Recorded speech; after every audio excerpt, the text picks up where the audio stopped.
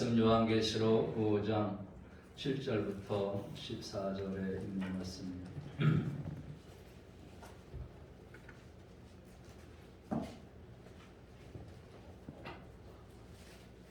2021년도 9월 5일 주일에 은혜 받을 말씀은 요한계시록 5장 7절부터 14절에 있는 말씀입니다. 공독해 드립니다. 그 어린 양이 나와서 보좌에 앉으신 이의 오른손에서 두루마리를 취하시니라. 그 두루마리를 취하심에 네 생물과 24장로들이 그 어린 양 앞에 엎드려 각각 검은 고와 향이 가득한 금대접을 가졌으니 이 향은 성도들의 기도들이라. 그들이 새 노래를 불러 이르되 두루마리를 가지시고 그 인봉을 떼기 합당하시도다. 일찍이 죽임을 당하사 각 족속과 방언과 백성과 나라 가운데에서 사람들을 피로 사서 하나님께 드리시고 그들로 우리 하나님 앞에서 나라와 제사장들을 삼으셨으니 그들이 땅에서 왕노릇 하리로다 하더라. 내가 또 보고 들음에 보호자와 생물들과 장로들을 불러 선 많은 천사의 음성이 있으니 그 수가 만만이요 천천이라. 큰 음성으로 이르되 죽임을 당하신 어린 양은 능력과 부와 지혜와 힘과 존귀와 영광과 찬송을 받으시기에 합당하더라 하더라. 내가 또 들으니 하늘 위에와 땅 위에와 땅 아래와 바다 위에와 또 그 가운데 모든 피조물이 이르되 보좌에 앉으신 이와 어린 양에게 찬송과 존귀와 영광과 권능을 세세토록 돌릴지어다 하니 네 생물이 이르되 아멘하고 장로들은 엎드려 경배하더라. 아멘. 예배 받으시기에 합당하신 예수님, 예배 받으시기에 합당하신 예수님, 예배 받으시기에 합당하신 예수님, 예배 받으시기에 합당하신 예수님. 다시 하겠습니다. 누구를 안 눌렀어? 예배 받으시기에 합당하신 예수님, 예배 받으시기에 합당하신 예수님. 인사하고 말씀 나누겠습니다. 사랑합니다. 감사합니다. 축복합니다. 승리하세요. 여러분, 우주 만물에 있는 모든 피조물들은 지으신 목적이 있습니다. 지으신 목적. 하나님은 명백하게 우리에게 말씀하고 있는데 이사야 43장 21절에 보면 읽겠습니다. 시작. 이 백성은 내가 나를 위하여 지었나니 나를 찬송하게 하려 함이니라. 아멘. 여러분, 우리의 목적은 뭐냐? 하나님을 찬송하고 하나님 예배하기 위해서 하나님께서 온 우주 만물을 이제 창조하시고 특히 우리 인간을 지으신 목적입니다. 우리가 계속해서 지금 요한계시록을 통해서 말씀을 나누고 있는데 과거 초대교회 성도들은 예수님께 예배드리지 않고 황제를 숭배하면 부귀와 영화를 누릴 수 있었습니다. 막강한 권력을 가지고 존경받으면서 평안하게 살 수 있었습니다. 그런데 그 초대교회 성도들은 예수님께 예배하는 것을 포기하지 않아서 이 모든 것을 잃어버리고 또 생명까지도 잃어버렸습니다. 이렇게 우리 믿음의 선조들은, 우리 신앙의 사람들은 예배를 목숨처럼 지켜온 것을 여러분 믿으시기 바랍니다. 그래서 이 초대교회 성도들은 지하 구를 파고 들어가서 그곳에서 찬양하고 기도하고 예배했고 또 일제 치하에서도 또 공산 치하에서도 예배드리는 것을 포기하지 않았습니다. 지금 코로나19를 핑계로 해가지고 예배드리는 것을 포기하거나 소리하는 사람들 얼마나 많은지 모릅니다. 여러분, 우리 기독교인들은 한마디로 말하면 예수 이름으로 삼일체 하나님께 예배드리는 사람인 줄로 믿으시기 바랍니다. 그래서 예배드리는 사람은 기독교인이고 예배드리지 않는 사람은 기독교인이 아니라.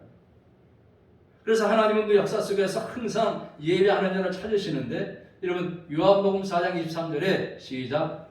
아버지께서 참되게 예배하는 자들은 영과 진리로 예배할 때가 오나니 곧 이때라. 아버지께서는 자기에게 이렇게 예배하는 자들을 찾으시느니라.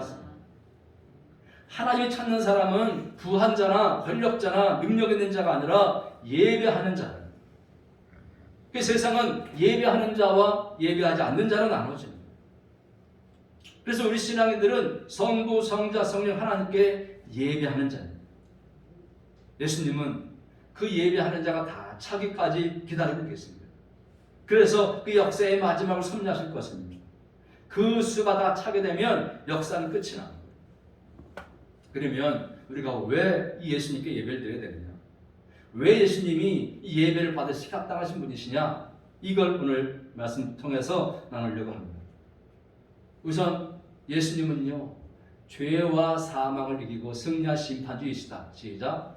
죄와 사망을 이기고 승리한 심판주이시다. 여러분 계시록 5장 1절에 보면 내가 봄에 보좌에 앉으신 이가 오른손에 두루마리가 있으니 안팎으로 썼고 7인으로 봉하였더라 했습니다. 요한이 환상을 봤는데 하나님께서 오른손 위에 두루마리를 딱 갖고 계십니다. 근데 거기에 보면 안팎으로 다 쓰였고 7인으로 봉해졌다. 그리고 2절에 보면 또 봄에 힘있는 천사가 큰 음성으로 외치기를 누가 그 두루마리를 펴며 그 인을 떼기에 합당하냐 하나 했습니다. 무슨 얘기냐? 역사에 예정된 종말을 이끌어가는 중요한 임무를 수행하기에 합당한 자가 누구냐? 그 묶여있는 두루마리를 그 인을 뗄 만한 지위와 인격을 가진 사람이 누구냐라는 것입니다. 그래서 3절에 보시면 하늘 위에나 땅 위에나 땅 아래에 능히 그 두루마리를 펴거나 보거나 할 자가 없더라 그랬습니다. 무슨 얘기냐? 이 땅의 피조물 가운데는 그 두루마리를 펼 자가 없다. 그래서 어떡합니까? 4절 읽겠습니다. 시작. 그 두루마리를 펴거나 보거나 하기 합당한 자가 보이지 아니하기로 내가 크게 울었더니. 요한이 어떡합니까? 그걸 보고 통곡하고 우는. 여기 울었더니는 크게 슬퍼하며 통곡했다는 것입니다. 왜? 그 두루마리가 있는데 그걸 펼 자가 없으니, 그걸 보긴 봐야 되는데 펼 자가 없으니 얼마나 원통하겠습니까? 지금 자기들이 당하는 상황이 너무나 힘들고 고통스러운데 자신이 섬겼던 그런 교인들이 처절하고 억울하게 형장의 실로 사라지고 사자밥이 되고 그렇게 죽어가고 있는데 장래 미래에 일어날 그 하나님의 계획이 이행되지 않는 것 같아서, 그 계획이 뭔지 몰라서 답답해가지고 지금 통곡하고 있는 것입니다. 그때 장로 중 한 사람이 요한에게 와서 말합니다. 5절에 보시면 장로 중에 한 사람이 내게 말하되 울지 말라. 유대 지파의 사자 다윗의 뿌리가 이겼으니 그 두루마리와 그 7인을 떼시리라 하더라. 아멘. 한 장로가 요한에게 울음을 멈추라고 하시면서 울지 않을 이유를 말씀하시는데 유대 지파의 사자 다윗의 뿌리가 이겼다는 것입니다. 이겼다. 여러분, 유대 지파는요, 유대 지파의 승리는 창세기부터 기록되어 있어요. 창세기 49장 9절에 보면 시작. 유다는 사자 새끼로다. 누가 그를 범할 수 있으랴. 또 히브리서 7장 14절에 보면 그 메시아에 대해서 말씀하실 때 시작. 우리 주께서는 유다로부터 나신 것에 분명하다. 여러분, 이 다윗의 뿌리도 이사야서 11장 1절이나 10절에서 말씀한 이세 뿌리와 관련되어 있습니다. 그래서 그 다윗의 혈통에서 태어날 메시아를 말씀하고 있는 것입니다. 그래서 예수께서 계시록 20장 16절에 보면 그 다윗의 뿌리임을 분명하게 밝혀주고 있습니다. 근데 누가 그 일을 떼시느냐? 유대 지파의 사자 다윗의 뿌리로 예언된 그 예수님께서 이 일을 떼신다는 거예요. 아멘. 예수님. 그래서 그 예수님이 이기신 분이라는 걸 인식했습니다. 여기 이겼다는 것은 뭐냐? 정복했다, 격파했다는 거예요. 과거에 예수 그리스도께서 절대적으로 승리했다는 말씀입니다. 그리스도의 승리에 대한 위대한 역사적 사실을 말씀하고 있는 것입니다. 십자가는 실패 역사가 아니라 승리 역사인 것을 믿으시기 바랍니다. 사탄 마귀의 머리를 깨뜨린 사건이 바로 십자가 사건. 여러분, 지금 우리가 예수님께 예배드리는 것 때문에 집을 빼앗기고 백성들에게 비난을 받고 조롱과 저주를 받으며 죽어가지만 이건 진 것이 아니라, 왜? 죄와 사망의 권세에 대해서 승리한 거라는 것입니다. 그래서 예수 그리스도만이 그 절망에 빠진 인류의 유일한 소망이 되신다는 것입니다. 우리 인류에게 진정한 소망을 주시는 분은 바로 로마 황제도 아니고 공자도 석가모니도 아니고 마호메트도 아니고 돈도 권력도 아닙니다. 세상을 심판하시고 의롭게 해주신 자를 구원하시는 예수 그리스도 한 분밖에 없음을 믿으시기 바랍니다. 죄와 사망을 이기는 능력은 그리스도의 십자가뿐입니다. 마침내 심판으로 오실 분도 예수님밖에 없습니다. 우리가 이것을 전하면 그때나 지금이나 사람들은 조롱합니다. 비웃고 멸시합니다. 근데 여러분 6절 보십시오. 6절 시작. 내가 또 보니 보좌와 네 생물과 장들 사이에 한 어린 양이 서 있는데 일찍이 죽임을 당한 것 같더라. 그에게 7 뿔과 7 눈이 있으니 이 눈들은 온 땅에 보내심을 받은 하나님의 7 영이더라. 요한은 예수이신 어린 양에게 7 뿔과 7 눈이 있다고 말씀하고 있습니다. 여기 7 뿔은 뭐냐? 완전한 권세를 설명해요. 완전한 권세. 7 눈은 뭐냐? 성령님의 그 전지성. 7 사방으로 봐도 여러분 대단한 건데 7 방향으로 다 본다고 생각해 보세요. 눈이. 그렇죠? 우리가 사방만 봐도 대단히 많이 보는 거 아니에요? 근데 그걸 7 방향으로 더 나눠서 본다 이거. 그럼 얼마나 더 자세하게 전지하게 보겠냐는 것입니다. 그래서 예수님은 전지전능하신 분으로 세상을 이기고 심판할 분이라는 거예요. 여러분 계속해서 천국과 지옥을 말씀하시는데 여러분 말씀드리는 천국과 지옥이 있음을 믿습니까? 심판을 했음을 믿습니까? 여러분 이 심판날에 이 세상에서 그리스도 외에 구원을 받을 수 있는 사람, 우리를 구원할 사람은 예수님밖에 없는 거예요. 우리가 구원할 수 있는 다른 길은 없다는 거예요. 사랑과 희생의 상처야말로 사라지지 않는 영광의 훈장이라는 것입니다. 그래서 여러분 그리스도를 예배하다가 이 땅에서 당하는 고난이 그게 영원한 훈장이 됩니다. 그리고 계시록 1장 18절에 보면 곧 살아있는 자라 내가 전에 죽었었노라 볼지어다 이제 세세토록 살아있어 사망과 음부의 권세를 가졌노니 됐습니다. 우리 이 사실을 믿으시기를 주의 이름으로 축원합니다. 여러분 세상의 그 어떤 권력도 죄와 사망을 이기지 못합니다. 아무리 대단한 힘과 능력을 가지고 있다고 해도 죄와 사망의 권세를 깨뜨리지 못합니다. 권력의 힘, 부의 힘, 과학의 힘, 지식의 힘, 미모의 힘, 건강의 힘으로도 이 죄와 사망을 이기지 못합니다. 그러나 우리 예수님은 이기시고 승리한 것을 여러분 믿으시기 바랍니다. 그래서 7절에 이렇게 말하고 있는 거예요. 7절 시작. 그 어린 양이 나와서 보좌에 앉으신 이의 오른손에서 두루마리를 취하시니라. 지금 요한이 그 두루마리를 열지 못해가지고 답답하고 있는데 어린 양이 나와서 오른손으로 두루마리를 취했다. 여기 오른손은 능력과 힘을 상징합니다. 하나님의 주권과 능력을 암시하는 것입니다. 그런데 그 예수님이 오셔서 능동적으로 당신의 손으로 그걸 취했다. 누구도 할 수 없는 그거를 예수님이 취했다는 거예요. 그 뭐예요? 내가 해보겠다는 거예요? 아니면 할 수 있다는 거예요? 여러분 예수님이 하나님처럼 행사하는 거죠. 우리가 힘 앞에 참으로 나약하고 보잘것없는 것 같고 조롱과 비난을 받는 것 같지만 지금 살아계신 예수님이 그 사망 권세를 쥐고 역사를 통치하시는 것을 여러분 믿으시기 바랍니다. 그래서 아까 장로는 요한에게 울음을 멈추라고 합니다. 우리 예배 대상인 예수 그리스도는 죄와 사망 권세를 이기신 분으로서 그 하나님의 비밀한 목적을 따라서 세상을 통치하는 책, 이 두루마리를 열기에 이를 떼기에 합당하신 분이라. 그래서 승리하실 뿐만 아니라 이제 그 두루마리에 쓰여진 대로 심판하실 분이심을 우리에게 말씀하고 있는 것입니다. 그래서 6장 1절에 보면 내가 봄에 어린 양이 7인 중에 하나를 떼시는데 그때에 내가 들으니 네 생물 중에 하나가 우레소리같이 말하되 오라 하기로. 여러분 7인으로 봉해져 있던 두루마리는 이제 하나님의 경륜 또 장차 있을 종말론적인 환난과 심판에 대한 기록입니다. 7인이라는 것은 계시의 완전성, 비밀성을 상징합니다. 그래서 인류와 우주의 미래에 대한 모든 계획과 집행은 하나님 손에 있고 하나님이 보여주지 않으면 인간은 절대 할 수 없는 그런 세계다. 여기 네 생물은 6장에 보면 흰 말, 붉은 말, 검은 말, 청황색 말이 나옵니다.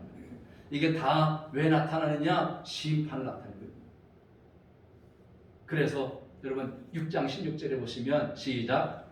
산들과 바위 위에 말하되 우리의 위에 떨어져 보좌에 앉으신 이의 얼굴에서와 그 어린 양의 진노에서 우리를 가리라 했습니다. 그 어린 양의 진노가 임한다는 것입니다. 이제 만물을 통치하시고 심판하시는 분이 세상의 권력자가 아니라 바로 예수님이라는 사실을 말씀해 주고 있는 것입니다. 하나님의 경륜과 우주의 미래를 우리 주님께서 지금 이루어가고 계시답니다. 그래서 새 노래로 찬양하며 예수님께 예배드리는 것을 여러분 믿으시기 바랍니다. 그래서 인류를 심판하시는 분, 만물을 심판하시는 예수님 앞에서 모든 피조물이 이제 심판받을 겁니다. 그래서 그 예수님이 우리의 예배를 받으시기에 합당하신 분이신 것입니다. 우리의 찬양과 기도를 받으시기에 합당하신 분이심을 믿으시기 바랍니다. 여러분, 세상 권력 대단한 것 같지만 권불신년 화무시비롱이란 말이 있습니다. 그죠? 권불신년 화무시비롱. 아무리 아름다운 꽃도 열흘을 넘기지 못하고 아무리 막강한 권력도 10년을 넘기지 못한다. 여러분, 나폴레옹이 뭐라고 그랬어요? 내 사전에는 불가능이 없다 했잖아요. 근데 그 불가능이 없는 그런 사람이 유배지 세인트 헬레나에서 그 파란만장한 생애를 마치면서 한 고백이 있습니다. 그게 뭐냐?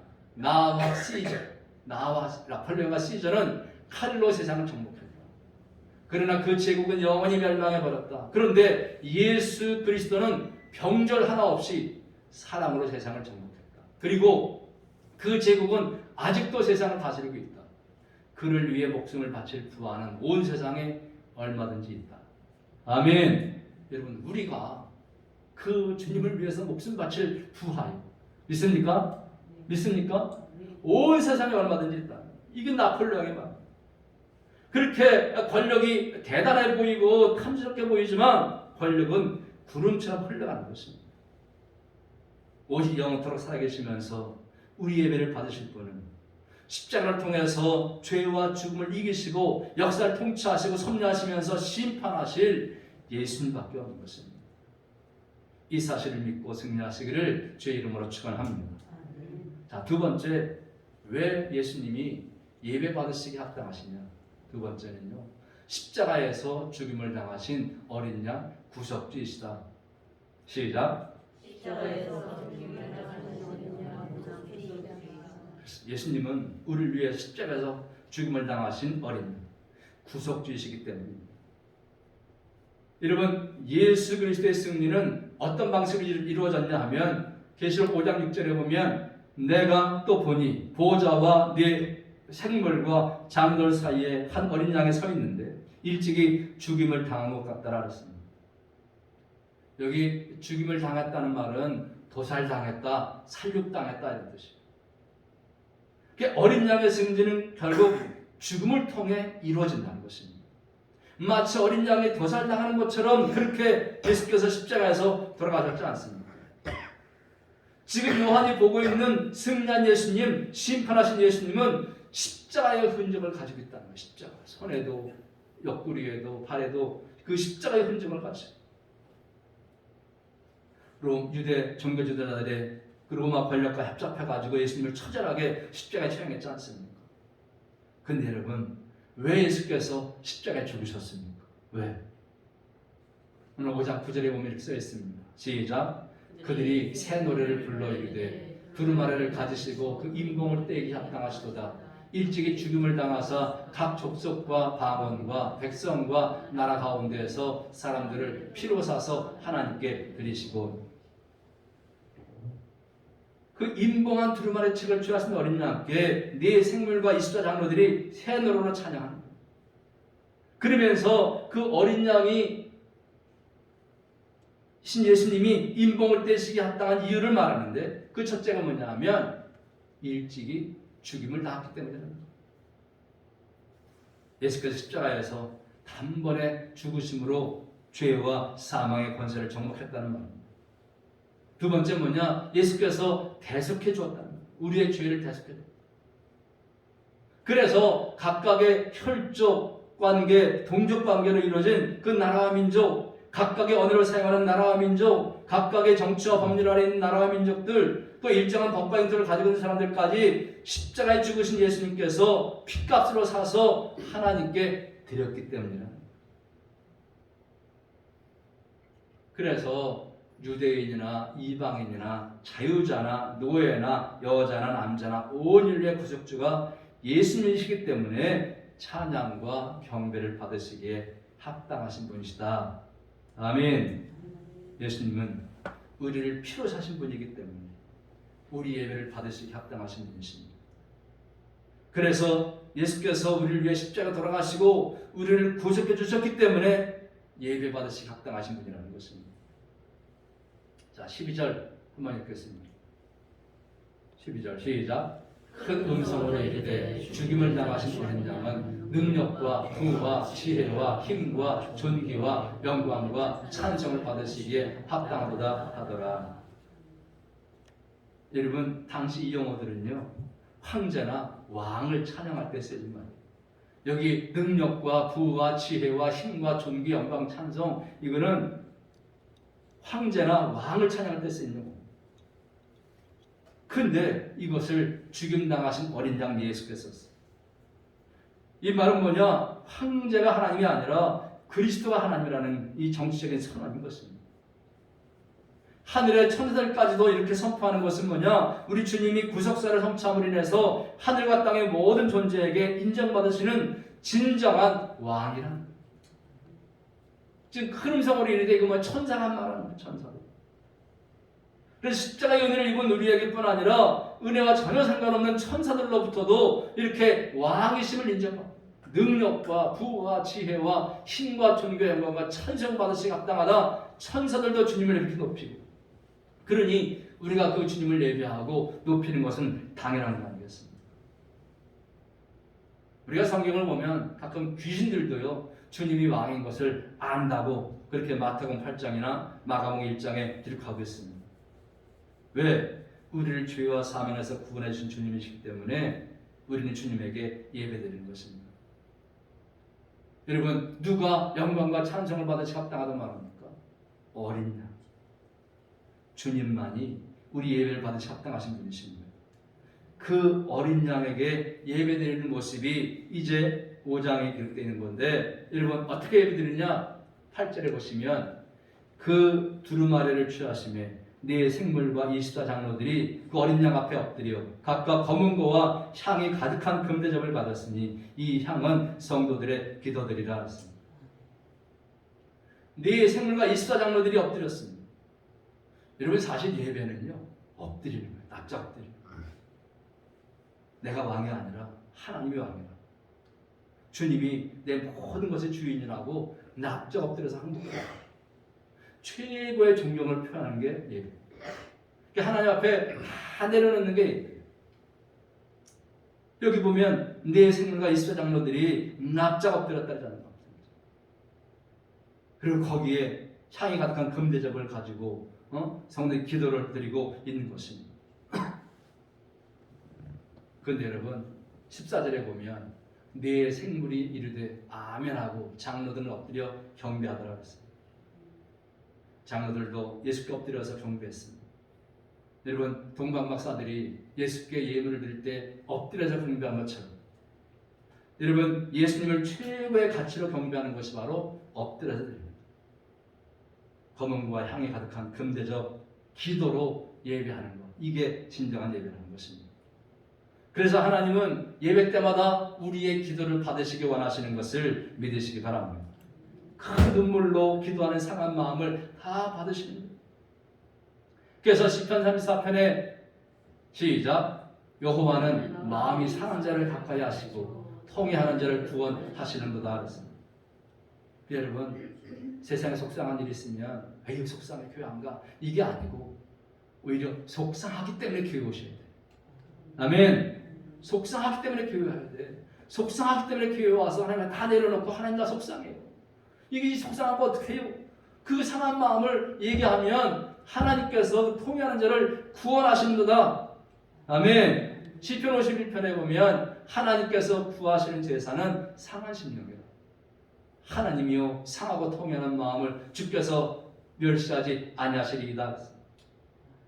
여러분, 예배 나와서 우리의 상한 심령들, 속상한 마음들을 기도로 내려놓고 여러분 치유받고 용서받고 회복되고 새롭게 일어나시기를 주의 이름으로 축원합니다. 여러분, 그 천상에서 그 예배 찬양을 보십시오. 11절에 보니까 내가 또 보고 들음에 보좌와 생물들과 장로들을 둘러선 많은 천사의 음성이 있으니 그 수가 만만여 천천이라 했습니다. 네 생물과 장로들과 그 많은 만만의 천사들이 이제 하나님을 찬양합니다. 그 천군 천사들의 합창이 들려오는 얼마나 여러분 장엄하겠습니다. 요즘에도 성가대가 없으니까 좀 그렇잖아요, 그죠? 성가대가 있으면 얼마나 좋겠어요. 근데 그 천국에서도 그 천만만의 천사들이 다 하나님을 찬양하고 그 장엄한 강령으로 예배하는 것입니다. 근데 여러분, 사실 이 천상의 모습에 비교하면 2장 3장에 나오는 이 지상의 7개의 예배는 얼마나 초라했겠습니까? 그죠? 당시 어마어마한 신전 예배에 비하면 얼마나 촌스럽겠습니까? 지상에 드리는 예배가 두세 사람이 모여서 드리는 초라한 것 같지만 그러나 하늘나라에서는 얼마나 고귀한가를 그 장엄하고 웅대한 천상 예배를 통해서 우리에게 보여줍니다. 비록 이 땅에서는 우리가 작은 우리가 모여서 예배하지만 그러나 우리가 천국에 가면 그곳에는 이렇게 멋지고 아름다운 그 천군 천사들의 대합창을 드리면서 예배할 것을 여러분 믿으시기를 주의 이름으로 축원합니다. 꼭 그 예배에 참석하시기를 주의 이름으로 축원합니다. 아멘. 천국의 찬양을 이 멋진 그들이 뭐라고 찬송합니까? 12절 시작. 큰 음성으로 이르되 죽임을 당하신 어린 양은 능력과 부와 지혜와 힘과 존귀와 영광과 찬송을 받으시기에 합당하도다. 아멘. 여러분, 그 능력과 부와 지혜와 힘과 존귀와 영광과 찬송, 예수님의 속성 7가지를 말하거든요. 7은 완전성 아니겠습니까? 예수님의 그 완전하심을 표현하거든요. 그래서 이렇게 천사들이 찬양하면서 경배하니까 어떤 일이 벌어지느냐? 여러분 13절 보십시오. 내가 또 들으니 하늘 위에와 땅 위에와 땅 아래와 바다 위에와 또 그 가운데 모든 피조물이 이르되 보좌에 앉으신 이와 어린 양에게 찬송과 존귀와 영광과 권능을 세세토록 돌릴지어다.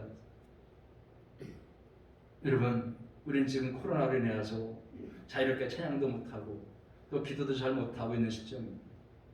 그러나 우리는 이 감염병 예방을 잘하면서도 어떤 형태에서든지 이 교회 나와서 예배드리든지 혹은 가정에서 예배드리든지 간에 이 기도와 찬양에 있는 예배를 우리가 멈춰서는 안 될 줄로 믿으시기 바랍니다.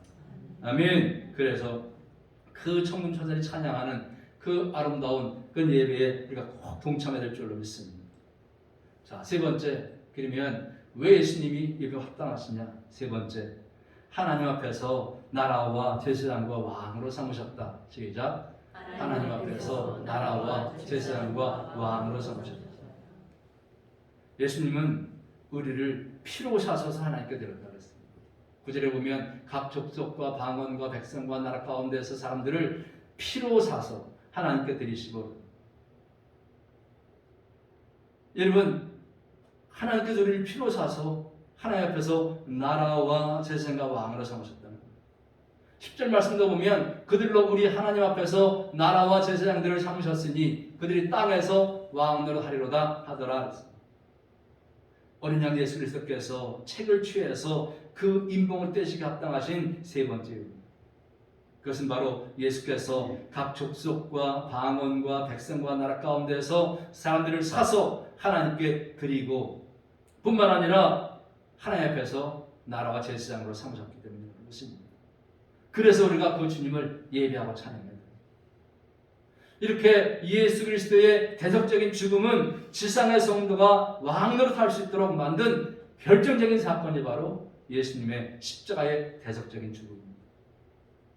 요한계시록 20장에 보면 그들이 하나님과 그리스도의 제사장이 되어 1000년 동안 그리스도로 더불어 왕노릇하리라. 즉 그리스도의 죽음으로 죄의 세력에서 벗어난 성도는 왕같은 제사장이 되어서 하나님과 직접 교통하는 그 천년왕국에 이르게 되는 그런 축복 가운데 거하게 된다는 것입니다. 예수님은 십자가를 통해서 우리를 역사하셨는데 위로는 하나님 섬기는 제사장을 삼으셨고 아래로는 땅을 다스리는 왕적 권위를 주셨다는 거예요. 따라서 위로는 하나님을 섬기고 위로는 하나님을 섬기고 아래로는 땅을 다스리는 권세. 아래로는 땅을 다스리는 권세. 이게 누구에게 있다고? 우리, 나에게. 주님이 주신. 비록 지금 초대교회 성도들은 예수 믿는 이유 때문에 땅의 쓰레기처럼 그렇게 취급받고 있지만 그러나 예수님은 그리스도와 더불어서 왕 노릇하게 만들어줄 것을 믿기 때문에 초대교회 성도들은 또 오늘날 저와 여러분들은 로마 황제가 아니라 이 세상의 관세자가 아니라 예수님께 예배드리는 것이 당연하다 여기고 예배하는 것인 줄로 믿으시기 바랍니다. 우리는 예수님의 피값으로 산 참으로 가치 있는 존재 아니겠습니까? 우리가 어떤 물건을 살 때에 이게 10,000원 주고 사면 이게 얼마큼 가치가 있는 거예요? 10,000원의 가치가 있는 거예요. 그럼 우리는 누가 사셨어? 누구를 값을 치고 사셨어요? 예수님. 예수님이 값이 얼마예요? 모르죠. 예수님 어치예요. 예수님 어치. 예수님 값어치가 내 값어치. 왜? 예수님이 십자가에 죽으시고 나를 사셨기 때문에. 그래서 우리는 장차 하나님을 섬기고 온 우주를 다스리면서 심지어는 천사들까지 심판할 권세를 우리가 받은 자라는 것을 기억해야 됩니다. 고린도전서 6장 3절에 보면 시작 우리가 천사를 판단할 것을 너희가 알지 못하느냐 그러하거든 하물며 세상 일이랴. 사도 바울이 고린도교회 성도들에게 한 말입니다. 우리 성도들은 나중에 천사도 판단할 자들이라는 거예요. 근데 그 세상 일 때문에 걱정하고 근심하고 두려워하고 놀라고 자빠져 있느냐? 여러분 우리를 그렇게 높여주신 예수님께 큰 예배하시기를 주의 이름으로 축원합니다. 그래서 여러분 이 요한계시록 4장과 5장은 6장부터 나올 심판과 구속에 대한 7인이 인외가 재앙 내리기 전에 그 심판을 집행하시는 하나님 보좌에 대한 환상을 보여주고 있는 것입니다. 그런데 그 하나님 나라에서 이루어지는 것이 바로 예배라는 거예요. 그래서 4장은 성부 하나님께 예배하는 게 나오고 5장은 성령 하나님께 예배하는 게 나옵니다. 그래서 우리 예배를 받으실 분은 성부, 성자, 성령 하나님 그 삼일체 하나님께 우리가 예배하는 것인 줄로 믿으시기 바랍니다. 여러분 그래서 이 역사는 세상의 권력자 손에 있는 것이 아니라 바로 하나님 손에 있는 거예요. 그래서 예배 받으시기 합당하신 분인 줄로 믿으시기 바랍니다. 요한계시록 4장 11절에 보면 우리 주 하나님이여 영광과 존귀와 권능을 받으시는 것이 합당하오니 주께서 만물을 지으신지라 만물이 주의 뜻대로 있었고 또 지으심을 받았나이다. 여러분 하나님 영광과 존귀와 권능을 받으신 것이 합당하다. 왜? 만물을 지으신 분이기 때문에. 또 지금 만물들이 다 주의 뜻대로 지금 돼가고 있다는 거예요. 그러니까 그 하나님께 예배하는 게 당연하다는 것입니다. 여러분 근데 중요한 게 뭐냐? 이 하나님께 아무나 가서 예배하는 것이 아니라 아무나 나가는 것이 아니라 여러분 아무나 찬양하고 기도하는 게 아니라는 거예요. 내게 예배의 특권 찬양과 기도의 특권을 주심에 여러분 감사하시기 바랍니다. 아멘. 아무나 나가는 게 아니니까요. 아무나 예배하는 게 아니에요. 근데 나에게 이렇게 주일날은 나와서 예배할 수 있는 특권을 준 거, 찬양하고 기도할 특권을 준 거, 이게 얼마나 감사합니까? 그래서 우리가 예배 때마다 신령과 진정으로 그 삼일체 하나님께 예배될 줄로 믿습니다. 아멘. 이제 말씀 마치려고 합니다. 수천 년의 기독교 순환사는 예배의 자유를 얻기 위한 투쟁이었습니다. 예배의 자유. 신앙에 있어서 이 회중 예배는요, 주일 예배는 액세서리가 아닙니다. 선택 과목이 아닙니다. 필수 과목입니다. 그래서 이 기독교의 주일 예배는요, 수많은 역사 속에서 수많은 박해도 불구하고 한 번도 멈추지 않았어요. 일제 핍박 가운데서도 6.25 전쟁의 포탄 가운데서도 예배는 중단되지 않았습니다. 따라합시다. 신앙에는 예배 성공이 인생의 성공이다. 예배의 성공이 인생의 성공이다. 그렇습니다. 우리는 어떤 상황, 어떤 형태로 됐든지 마땅히 주님께 예배드려야 됩니다. 왜? 예수님이 죄와 사망을 이기시고 승리한 심판주시기 때문에 그 예수님이 우리를 위해서 십자가에서 죽임을 당하신 어린 양 구속주 구세주이기 때문에 그리고 그 예수님이 우리를 하나님 앞에서 나라와 재생과 왕으로 삼으셨기 때문에 우리는 마땅히 그 주님께 예배드리는 것입니다. 따라합시다. 예배 승리가 곧 신앙의 승리다. 예배 승리가 곧 신앙의 승리다.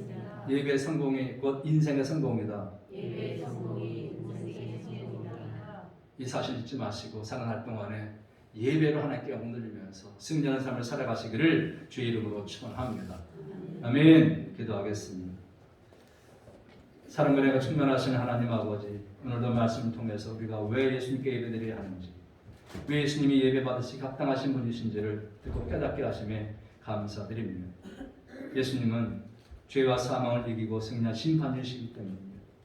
또한 우리를 위해서 십자가에서 죽임을 당하신 어린 양 구속주시기 때문에 그 능력과 부와 지혜와 힘과 존귀와 영광과 찬송을 받으시기에 합당하신 분이시기 때문에 우리가 늘 예배하는 줄로 믿습니다. 주께서는 부족한 우리를 하나님 앞에서 나라와 제사장과 왕으로 삼아주셨음에 감사드립니다. 이러한 주님을 찬양하고 예배하는 것이 우리의 생명이고 또 하나님의 영광 돌리는 아름다운 일인 줄로 믿습니다. 아버지 하나님, 코로나19로 인해서 많은 성도들이 이 비대면 예배라는 허울적인 용어 때문에 예배를 소홀히 하고 있습니다. 신앙에 있어서 예배는 액세서리도 선택 과목도 아니라 필수 과목인 줄로 믿습니다. 다시 한번 모든 성도들이 예배 승리가 곧 신앙의 승리, 예배 성공이 인생의 성공을 믿고 예배함으로 하나님께 영광 돌리는 복된 삶을 살아갈 수 있도록 역사하시고 인도하여 주시옵소서. 우리 예배를 받으시기 합당하신 우리 구주 예수 그리스도의 이름으로 감사하며 간절히 기도드리옵나이다. 아멘. 믿습니다.